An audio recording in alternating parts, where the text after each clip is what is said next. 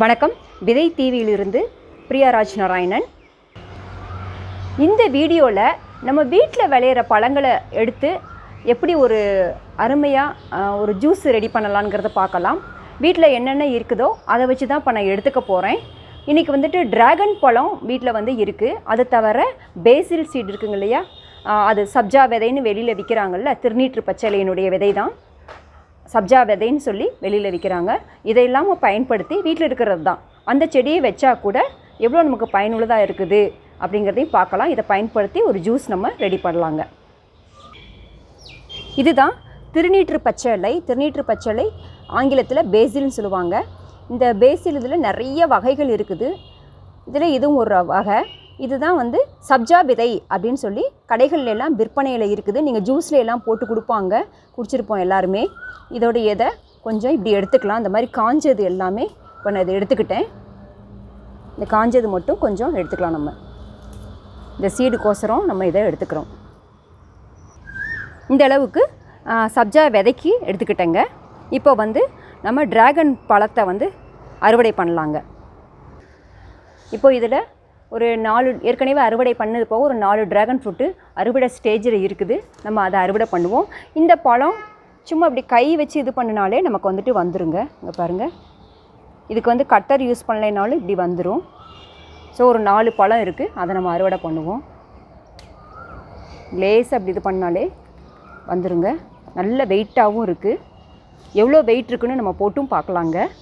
2 பழம் இதையும் நம்ம அறுவடை பண்ணிடலாம். இதுவும் அறுவடை ஸ்டேஜில் இருக்குது. லேஸ் அப்படி முறுக்குனிங்கனாலே போதும்.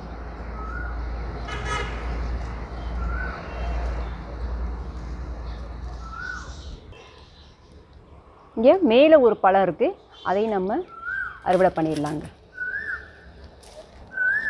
இப்போ பாருங்கள், 4 பழம் ட்ராகன் ஃப்ரூட்டு அறுவடை பண்ணியிருக்கிறோம். இப்போது இந்த பழம் எவ்வளோ வெயிட் இருக்குதுன்னு பார்ப்போம்.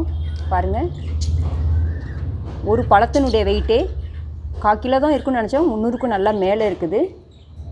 இப்போ எல்லா பழமும் வைப்போம், எவ்வளோ வெயிட் இருக்குதுன்னு பார்ப்போம். நம்ம இன்றைக்கி 4 பழம் அறுவடை பண்ணியிருக்கிறோம். கிட்டத்தட்ட 1.25 கிலோ பக்கம் இந்த 4 பழமும் இருக்குங்க. இதை நம்ம ஜூஸாக எப்படி ரெடி பண்ணலாம், இது ஃப்ரூட் சாலட் மாதிரி அப்படியே எப்படி சாப்பிட்லாம் அப்படிங்கிறத பற்றி பார்க்கலாங்க. இப்போது இந்த சப்ஜா சீட்ஸை எல்லாமே இது மாதிரி இப்படி உருவிக்கங்க. இது மாதிரி உருவிடுங்க. இப்படி உருவிட்டு இந்த சீட்ஸை இப்படி கையில் போட்டு இப்படி தேய்ச்சோம்னா பாருங்கள், இந்த மாதிரி சீட்ஸ் எல்லாம் உதிர்ந்து வரும். இது மாதிரி உதிர்ந்து வரும். அப்புறம் அப்படியே ஊதி விட்டு இதை இப்படி பிரிச்சிடலாங்க தனித்தனியான்னு. இப்படி தேய்ச்சிங்கனாலே கசக்குனாலே அந்த சீட்ஸ்லேருந்து சீட்ஸ் எல்லாம் தனியாக செப்பரேட் ஆகிடும். இப்படி தனியாக வந்துடுங்க.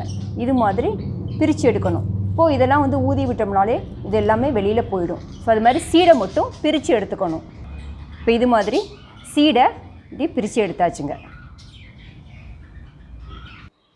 இது மாதிரி எடுத்த சப்ஜா சீடில் கொஞ்சமாக தண்ணி ஊற்றுனீங்கன்னா ஒரு 10-15 நிமிஷம் தான் இது மாதிரி நல்லா பஃபியாக வந்துடும். இது பாதாம் பிசின் எல்லா கடைகள்லையுமே கிடைக்கும். இது தனியாக, இது போடுறவங்க இது போட்டுக்கலாம், இது வேணால் இது போட்டுக்கலாம், 2ம் கூட போட்டுக்கலாம். பாதாம் பிசின் நல்ல குளிர்ச்சியும் கூட. இது 2மே இப்படி தான் இருக்கும். பாதாம் பிசின் இப்படி தான் இருக்கும். இதை போட்ட உடனே இந்த மாதிரி வந்துடுங்க, ஜெல் மாதிரி இந்த மாதிரி நல்லா வந்துடும். இதை ஜூஸு கூட நீங்கள் கூட போட்டு அரைச்சிக்கலாங்க. ஜூஸ் அரைக்கும் போது இதையும் கூட போட்டு லாஸ்ட்டாக அரைச்சி சாப்பிட்லாம், ரொம்ப நல்லாவும் இருக்கும். ஸோ இப்போ இந்த பழத்தை இப்போ நான் கட் பண்ணுறேங்க. ஒரு நிமிஷம். இந்த பழத்தை இப்போது கட் பண்ணிட்டேன். நல்ல ரெட் கலர் வெரைட்டி பாருங்கள், ரொம்ப அருமையாக இருக்கும். டேஸ்ட் நல்ல இனிப்பாக இருக்கும்.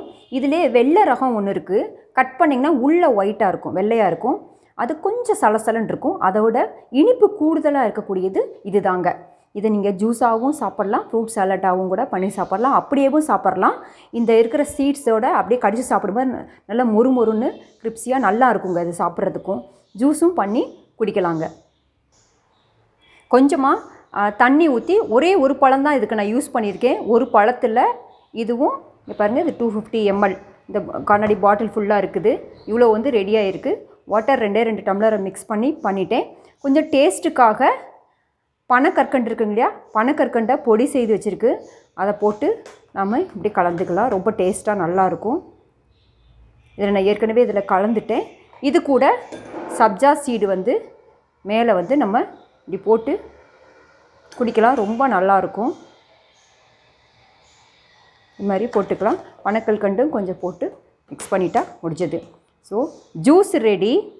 இப்போது இந்த ஃப்ரூட் சாலட்டுக்கு என்ன பண்ணலான்னா, சால்ட்டு பெப்பர் கலந்தாலே போதுமானது. இப்படி சால்ட்டை எடுத்து இந்த ஃப்ரூட் மேலே இந்துப்பு யூஸ் பண்ணுங்கள், அது ரொம்ப நல்லது உடம்புக்கு.